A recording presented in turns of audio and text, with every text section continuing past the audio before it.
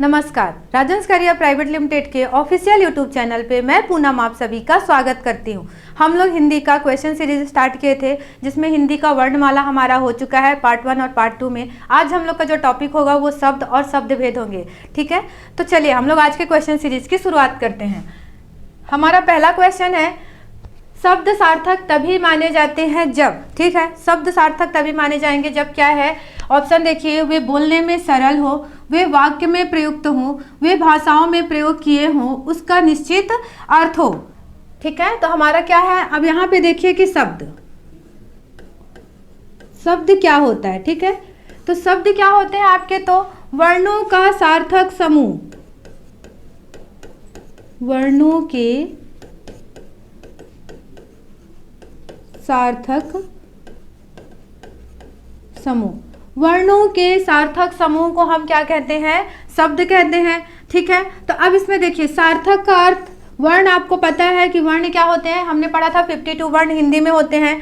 सार्थक समूह मतलब जिसका अर्थ हो, सार्थक मतलब जिसका कोई ना कोई अर्थ निकलता हो, वो आपके क्या कहलाते हैं, सार्थक। जैसे कि एग्जाम्पल देखिए, लंबा, लंबा एक प्रकार का शब्द है, इसका कोई ना कोई अर्थ हो रहा है, हम किसी की लंबाई के बारे में बात करते हैं। तो अब ये वर्णों का सार्थक समूह कैसा है, तो आप देखिए ल किससे मिला है, तो ठीक है, अ, फिर म, नेक्स्ट क्या है आपका, ब और आ। अब देखिए लंबा आपके इतने वर्णों से मुख्य रूप से मिलकर बना है, तो इन वर्णों का जो समूह है, ठीक है, इससे कोई शब्द बना और जिसका कोई ना कोई अर्थ हो, वो क्या कहलाता है आपका, तो शब्द कहलाता है। वर्णों के सार्थक समूह को हम क्या बोलते हैं, शब्द बोलते हैं। तो हमारा आंसर क्या हो जाएगा, उसका निश्चित अर्थ हो। ठीक है, तो शब्द क्या है आपका, तो शब्द सार्थक तभी कहे जाएंगे जिसका निश्चित अर्थ होता है। ठीक है, तो हमारा नेक्स्ट क्वेश्चन क्या है, उत्पत्ति के अनुसार शब्द के कितने भेद हैं। तो शब्द के भेद, आपको शब्द समझ में आया कि वर्णों के सार्थक समूह को शब्द कहते हैं, तो शब्द के भेद क्या होते हैं। ठीक है, शब्द भेद,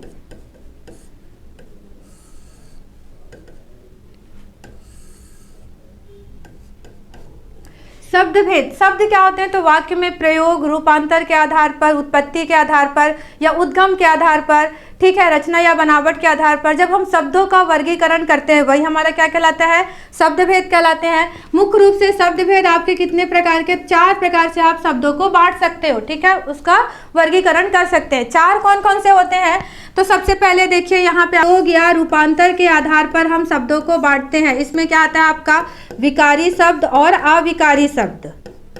ठीक है, विकारी और अविकारी। सेकंड क्या आता है हमारा, अर्थ के आधार पर, अर्थ के आधार पर। अर्थ में क्या आता है आपका, तो अर्थ में हम लोग बोले तो सार्थक शब्द, और क्या आता है आपका, निरर्थक शब्द, सार्थक और निरर्थक शब्द। थर्ड क्या होता है आपका, तो उत्पत्ति के आधार पर, या इसी को हम बोलते हैं उद्गम के आधार पर, इतिहास के आधार पर या स्रोत के आधार पर। कितने भागों में आपका, तो ये 4 प्रकार से होते हैं। कौन कौन से, तो तत्सम,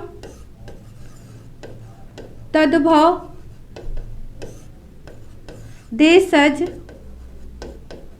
और फोर्थ क्या होता है आपका, विदेशज या विदेशी। ठीक है, नेक्स्ट हमारा एक क्या बचा आपका फोर्थ में, तो रचना या बनावट के आधार पर। ठीक है, रचना या बनावट के आधार पर 3 प्रकार से बांटे जाते हैं। पहला क्या होता है आपका, ये तो रूढ़ शब्द या इसी को बोलते हैं मूल शब्द। ठीक है, सेकंड होता है आपका यौगिक शब्द, और थर्ड होता है आपका योग रूढ़ शब्द। ठीक है, तो मुख्य रूप से आपके शब्द क्या है, वर्णों के सार्थक समूह को बोलते हैं।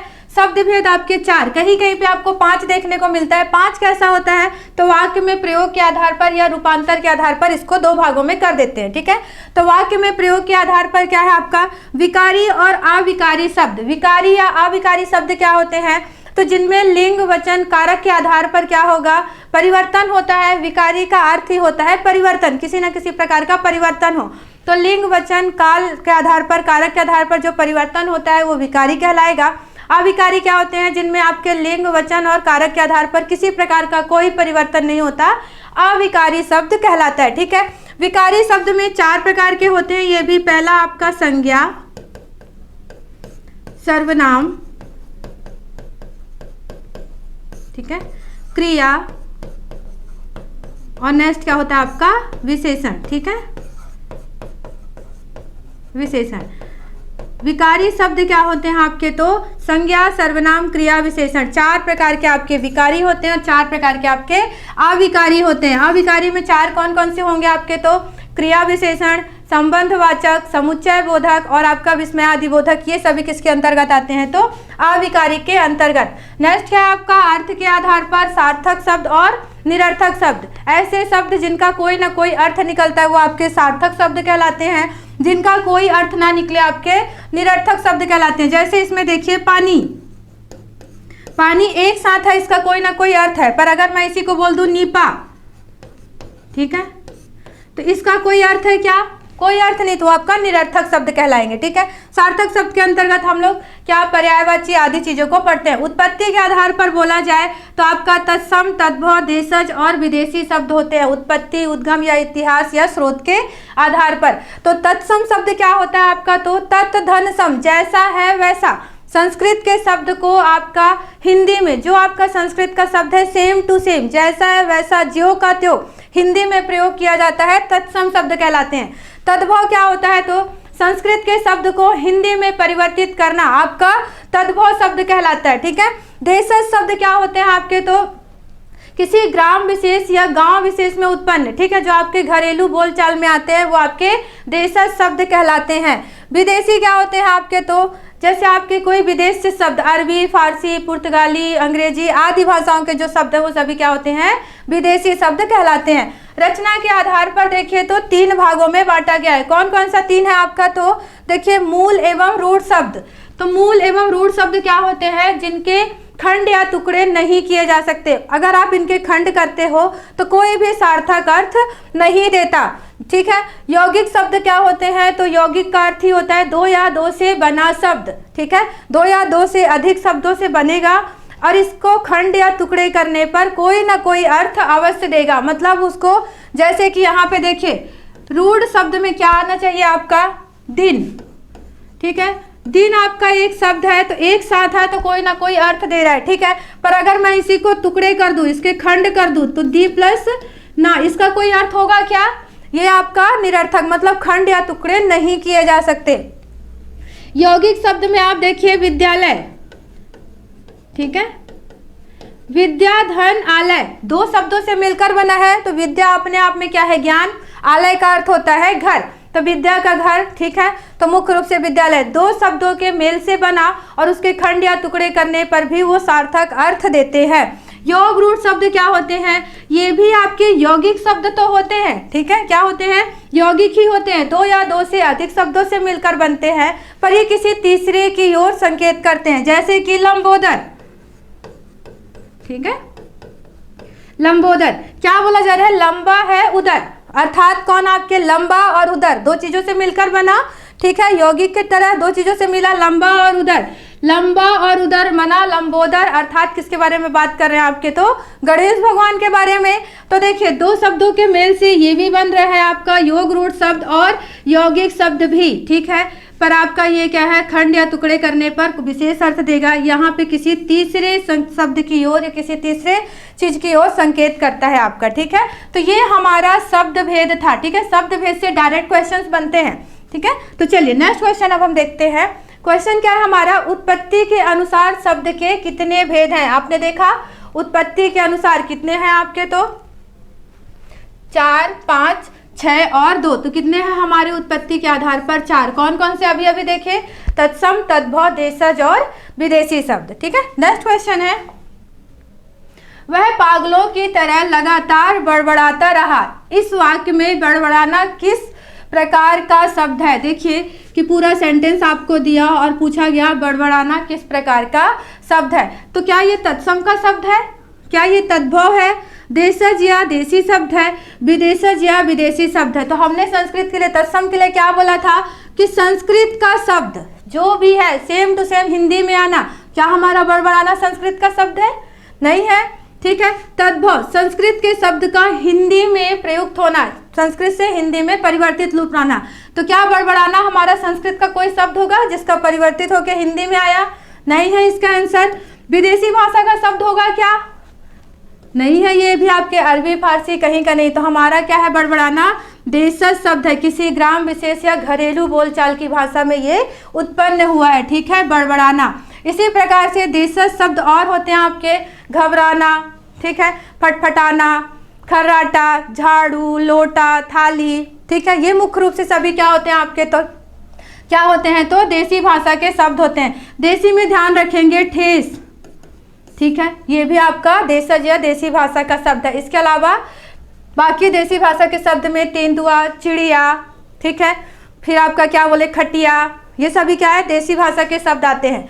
चलिए नेक्स्ट क्वेश्चन है, रचना के आधार पर शब्दों के कितने भेद हैं? अभी हमने भेद के बारे में डिस्कस किया था कि रचना के आधार पर, तो रचना के आधार पर कितने होते हैं? तो देखिए ऑप्शन 2, 3, 4 और 6। तो कितने प्रकार के होते हैं रचना के आधार पर? 3 प्रकार के। कौन कौन से 3 थे? ठीक है, कौन कौन से 3? तो मूल एवं रूढ़ शब्द पहला था। दूसरा क्या था आपका? यौगिक शब्द, इसके बारे में हमने डिस्कस किया। और तीसरा क्या है आपका? तो योग रूढ़ शब्द, ठीक है। रचना के आधार पर हमारे 3, रचना या के आधार पर अर्थात समझ क्या रहे हैं आप लोग? इसी को हम बोलते हैं बनावट के आधार पर, ठीक है, बनावट के आधार पर। यही आपका क्या कहलाता है? व्युत्पत्ति के आधार पर। अर्थात देखिए, रचना या बनावट के आधार पर मतलब नए शब्द, किसी शब्द से नया शब्द बनाना, ठीक है, वो आपका रचना या उसका बनावट करना। व्युत्पत्ति का अर्थ क्या होता है? एक शब्द से आप दूसरे शब्द का निर्माण करते हो, आपका व्युत्पत्ति कहलाता है। तो मूल या रूढ़ शब्द, यौगिक शब्द और योग रूढ़ शब्द। चलिए नेक्स्ट क्वेश्चन है, मूल शब्द किसे कहते हैं? मूल शब्द किसे कहते हैं? देखिए ऑप्शन, जो 2 शब्दों के मेल से बनते हैं, जिसमें उपसर्ग एवं प्रत्यय दोनों होते हैं, जिन शब्दों के खंड सार्थक नहीं होते या उपरोक्त सभी। तो मूल शब्द या रूढ़ शब्द, ठीक है, मूल शब्द या फिर इसी को रूढ़ शब्द बोलते हैं। रचना या बनावट के आधार पर 3 था। तो मूल शब्द, ठीक है, जिनके खंड या टुकड़े नहीं किए जा सकते, अगर आप उनको तोड़ते हो, उसके खंड करते हो, तो उसका कोई भी सार्थक अर्थ नहीं निकलता। जैसे कि आपको बताया गया, पानी ही लीजिए, ठीक है, तो क्या है आपका? पानी एक साथ है तो कोई ना कोई शब्द दे रहा है, कोई ना कोई आपका इसका अर्थ है। पर अगर हम इसको तोड़ते हैं तो क्या निकला? है क्या इसका कोई अर्थ? अब पा का कोई अर्थ बताएंगे क्या? ये हमारा एक प्रकार से क्या हो जाएगा? वर्ण के रूप में प्रयोग कर सकते हो, उपसर्ग के रूप में बोल सकते हो, पर इसका एक साथ है तभी कोई ना कोई अर्थ है। खंड या टुकड़े करने पर कोई अर्थ नहीं निकलता, ठीक है। तो जिन शब्दों के खंड सार्थक नहीं होते, कोई सार्थक है क्या? निरर्थक है, तो वो हमारे मूल शब्द या रूढ़ शब्द कहलाते हैं। तो हमारा आंसर क्या हो जाएगा? Option number C. चलिए नेक्स्ट क्वेश्चन है, वकील किस भाषा का शब्द है? हमने अभी क्या देखा कि आपके उत्पत्ति के आधार पर कितने भागों में बांटा गया है? तत्सम, तद्भव, देशज और विदेशी। तो ये सभी आपके विदेशी भाषा है, ठीक है, फारसी, पुर्तगाली, तुर्की और अरबी। तो आपका वकील किस भाषा का शब्द है? तो अरबी भाषा का शब्द है, ठीक है। इसके अलावा अरबी में और चीज भी आप ध्यान रखेंगे, जैसे कि औरत, ठीक है, औलाद, ठीक है, आदमी, ठीक है, ये भी आप ध्यान रखेंगे। आदत, तमाशा, लायक, ठीक है, वकील, ये सभी आपके क्या है? अरबी भाषा के शब्द कहलाते हैं। इसके अलावा बाकी आप देखिए फारसी भाषा के शब्द क्या होते हैं? तो फारसी में अगर हम देखें तो आपका आराम, आमदनी, चश्मा, ठीक है, चश्मा, पलक,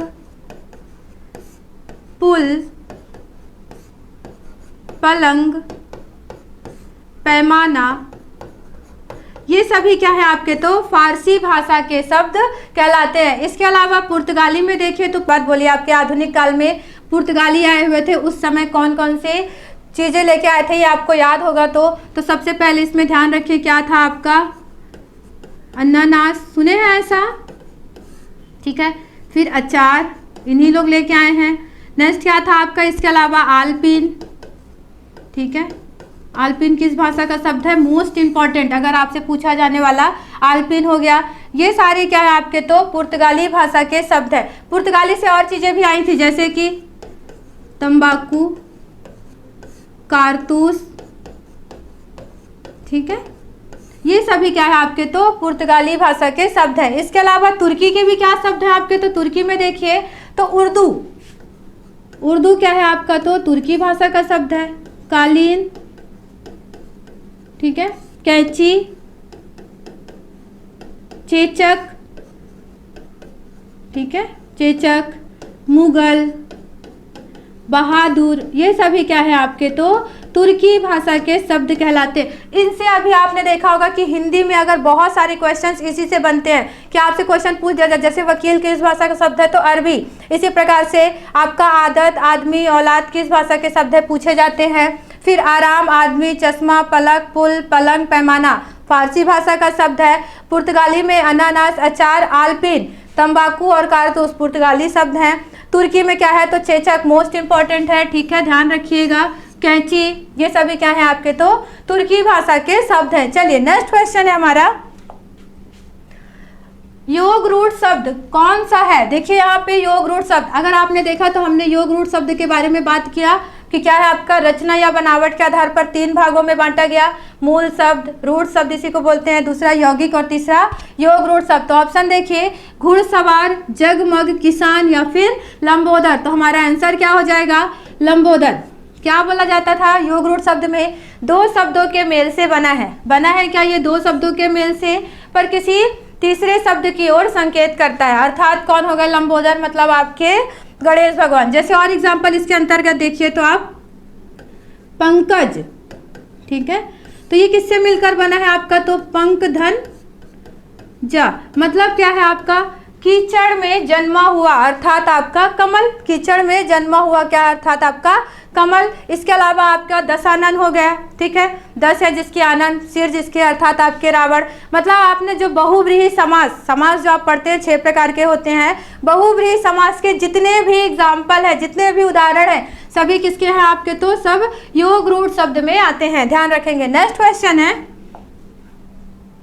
अनाथालय शब्द बनावट के आधार पर है, ठीक है। अनाथालय शब्द बनावट पढ़े हैं, बनावट या रचना के आधार पर। तो क्या है आपका, रूट शब्द, योग रूट शब्द, यौगिक शब्द या इनमें से कोई नहीं। तो अनाथालय आपका क्या है, यौगिक शब्द है, क्योंकि हमने रूट शब्द के बारे में पढ़ लिया, योग रूट शब्द के बारे में पढ़ लिया। यौगिक शब्द क्या होते हैं, तो 2 शब्दों के मेल से बनता है और उनके खंड या टुकड़े करने पर दोनों अपना अलग अलग अर्थ देते हैं। जैसे एग्जाम्पल क्या लिखा हुआ है, क्वेश्चन क्या पूछा, अनाथालय किससे मिलकर बना है यहाँ पे, तो अनाथ, धन, आलय, ठीक है। तो अनाथों का घर, अनाथों के लिए जो आश्रय दिया जाता है, अनाथालय आपका हुआ। ये अलग से अपना अर्थ प्रकट कर रहा है और ये अपना अलग अर्थ दे रहा है। तो 2 शब्दों के मेल से बना है, दोनों के खंड करेंगे आप या टुकड़े करेंगे तो दोनों पृथक पृथक अपना अर्थ देते हैं, वो क्या कहलाता है, आपका यौगिक, ठीक है। इसी तरह और एग्जाम्पल देखिए तो जैसे आपका विद्यालय, ठीक है, विद्याधनालय, हिमालय, ये सभी क्या है आपके यौगिक शब्द है, ठीक है। चलिए नेक्स्ट क्वेश्चन है, पलक किस भाषा का शब्द है। इसके पहले अभी हमने देखा, क्या ये संस्कृत का है, हिंदी का है, देशज है या फिर फारसी है। संस्कृत नहीं है, हिंदी नहीं है, देशज भी नहीं है, तो क्या है, पलक आपका फारसी भाषा का शब्द है। नेक्स्ट क्वेश्चन है, रेलगाड़ी किस प्रकार का शब्द है। देखिए रेलगाड़ी रूट शब्द है क्या, ये हमने रूट शब्द के बारे में बात किया, क्या था, मूल शब्द जिसके खंड टुकड़े नहीं करेंगे, खंड और टुकड़े। रेलगाड़ी को तोड़ दीजिए, रेलगाड़ी को खंड या टुकड़े करने पर दोनों अलग अर्थ दे रहे हैं, तो मूल शब्द रूट शब्द हो नहीं सकता। देशज गांव से, किसी घरेलू वातावरण से उत्पन्न है, क्या हिंदी भाषा का शब्द है या फिर संकर शब्द है, तो ये हमारा क्या है, संकर शब्द है। अब यहाँ पे देखिए कि संकर शब्द क्या होते हैं, ठीक है, तो क्या होते हैं ये आपके, तो 2 भाषाओं के शब्द ठीक है, दो भाषाओं के शब्द जब मिलते हैं उससे जो भाषा जो शब्द बनता है, दो भाषाओं के शब्द से जो शब्द बनता है उसको क्या बोलते हैं हम? संकर शब्द बोलते हैं। जैसे कि रेलगाड़ी, तो रेल क्या है आपका? इंग्लिश का शब्द है, और गाड़ी क्या है आपका? तो हिंदी का शब्द है। तो आप देखिए ये आपका क्या है? अंग्रेजी भाषा का शब्द, और गाड़ी क्या है आपका? हिंदी भाषा का शब्द। दो भाषा बोला जा रहा है, परिभाषा, दो भाषाओं के शब्द से जो शब्द बनता है वो हमारा संकर शब्द कहलाता है। ठीक इसी प्रकार से टिकट घर, ठीक है, तो टिकट क्या है आपका? यहाँ पे इंग्लिश का शब्द है, घर क्या है आपका? हिंदी का शब्द है। मसालेदार, ठीक है, तो मसाले, जो मसाला है ये आपका हिंदी भाषा का शब्द है, और दार क्या है आपका? फारसी भाषा का शब्द है। दो भाषाओं से मिलकर बना, दो भाषाओं के शब्द से, ठीक है। इसी तरीके से छायादार, तो छाया आपका क्या है? संस्कृत भाषा का शब्द है, और दार क्या है आपका? फारसी भाषा का शब्द है। तो दो भाषाओं के शब्द से मिलकर जो शब्द बनता है वो संकर कहलाता है, संकर शब्द कहलाता है। इससे हमारा एक टॉपिक अभी छूटा है, तत्सम तद्भव के क्वेश्चंस। तो तत्सम तद्भव के क्वेश्चन हम नेक्स्ट वीडियो में कंप्लीट करेंगे। आज के लिए इतना ही, मिलते हैं हम अपने नेक्स्ट वीडियो में। धन्यवाद।